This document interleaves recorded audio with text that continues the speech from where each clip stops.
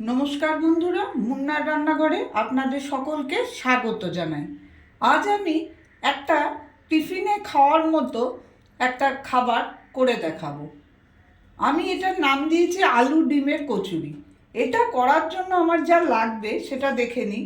আমি 4 পিস মাঝারি সাইজের এরম আলু সেদ্ধ করে রেখেছি আগের থেকে। 2টো ডিম লাগবে, পেঁয়াজ কুচি লাগবে, ধনেপাতা আর লঙ্কা কুচি লাগবে, আর যেটা লাগবে একটু গোলমরিচের গুঁড়ো লাগবে, নুন লাগবে আর সাদা তেল লাগবে, ময়দা লাগবে, ময়দা দিয়ে আমাকে কচুরিটা করতে হবে। এই আমার লাগবে। প্রথমে আমি যেটা করব সেটা আমি ডিমটাকে এখানে ভেজে নেব। তার জন্য আমি কড়াইটাকে আগের থেকে গরম হতে দিয়ে দিয়েছি। আমি সাদা তেল দিয়ে দিলাম 3 চামচ মতো। আমি ডিমটাকে ফাটিয়ে নিচ্ছি।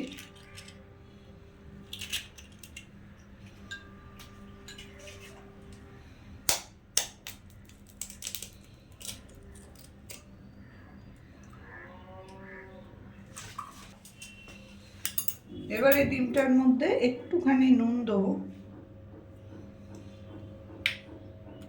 একটু গোলমরিচ দেবো,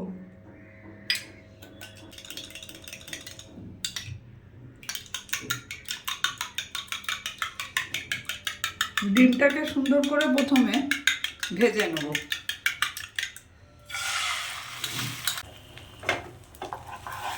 ডিমটাকে আমি ডিমের ঝুড়ো বানিয়ে নেব।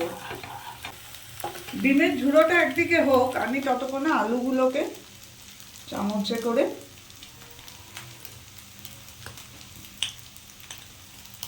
কেটে কেটে এটাকে ভালো করে হাতে করেই আমাকে ভালো করে মেখে নিতে হবে।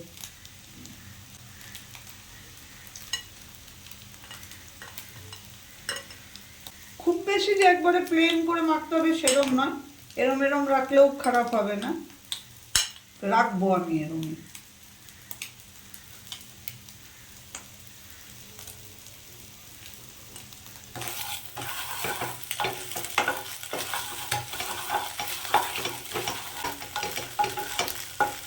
ডিমের ঝুড়োটা আমার হয়ে গেছে, আমি গ্যাসটা বন্ধ করে দিলাম। এবারে আমি এর মধ্যে এক এক করে সব দিতে থাকবো। পেঁয়াজ কুচি দিলাম, পরিমাণ মতো দেবেন, একটু বেশিই দেবেন। আমি এখানে একটা বড় সাইজের পেঁয়াজ দিয়েছি। ধনেপাতা লঙ্কা কুচিটা পুরো দিয়ে দিলাম, নুন দিলাম,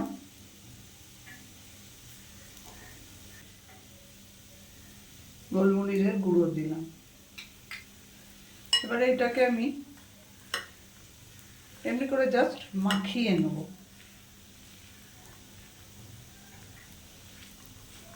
পুরো একদম আলু ভাতের মতো মেখে দেবেন না, এইরকম ভাবে হালকা হাতে একটুখানি গোটা গোটা আলুগুলো থাকুক, কোনো অসুবিধা নেই, ছোট ছোট করে দেবেন, ব্যাস।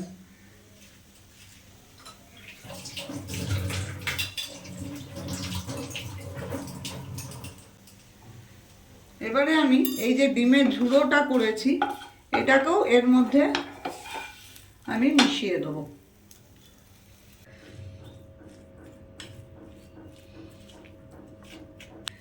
এইভাবে আমি পুরটাকে রেডি করে নিলাম।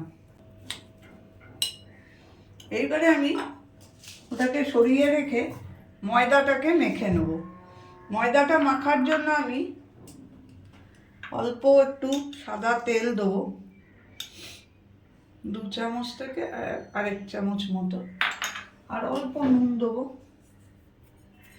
এখানেও একটু গোলমরিচ দিয়ে দেবো, দিয়ে প্রথমে শুকনোয় ভালো করে মেখে নেব।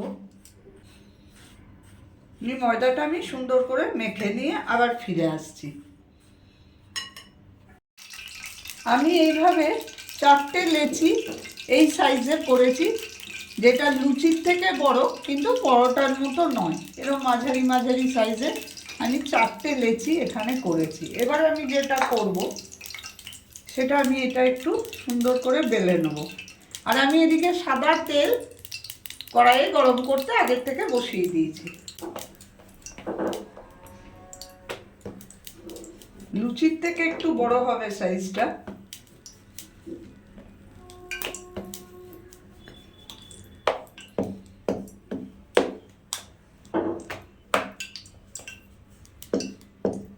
অথচ আর বড় করব না, একটু মোটা হবে। এই দেখুন এই টাইপের থিকনেসটা এরকম থাকবে। এবারে আমি এর মধ্যে এই পুরটাকে দিয়ে দেবো।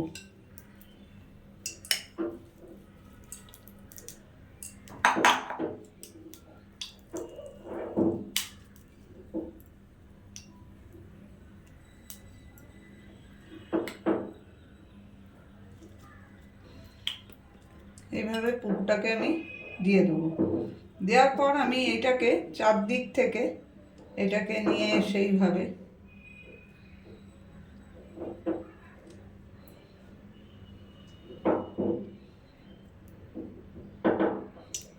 ঠিক যেমনভাবে আমরা পুর ভরে যে কোনো জিনিস করি সেরকম করব।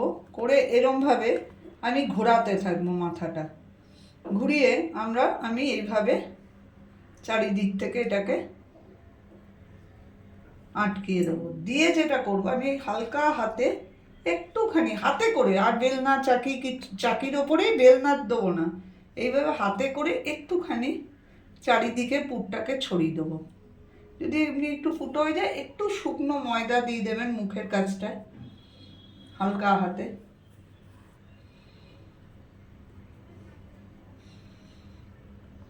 দিয়ে এবার আমার তেলটা আগের থেকেই গরম হয়ে গেছে, আমি তেলের মধ্যে ছেড়ে দেবো।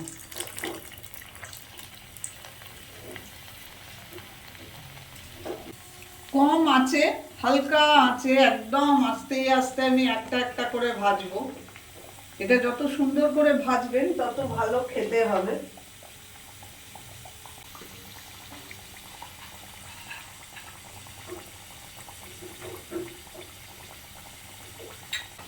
একটা পিঠ হলে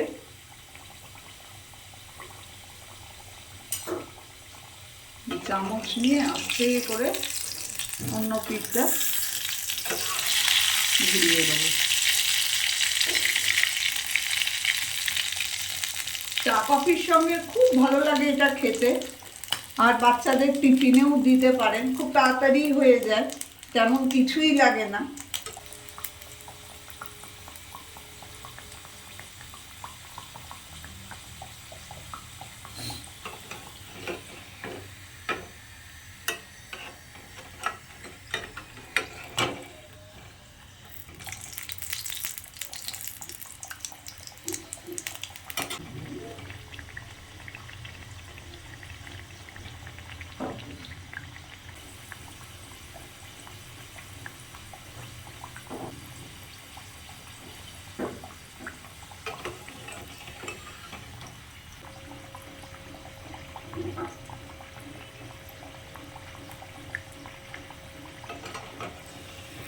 মোটামুটি আমার হয়েই গেছে, একটা কচুরি ভাজা হয়েই গেছে, লাল লাল হয়ে গেছে। আর অনেকক্ষণ ধরে ভাজতে হয়, একটু কম আছে, তাহলে ভেতরটাও ভাজা হয়ে যায়।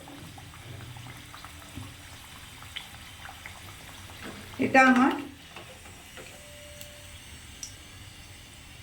রেডি হয়ে গেল একটা কচুরি।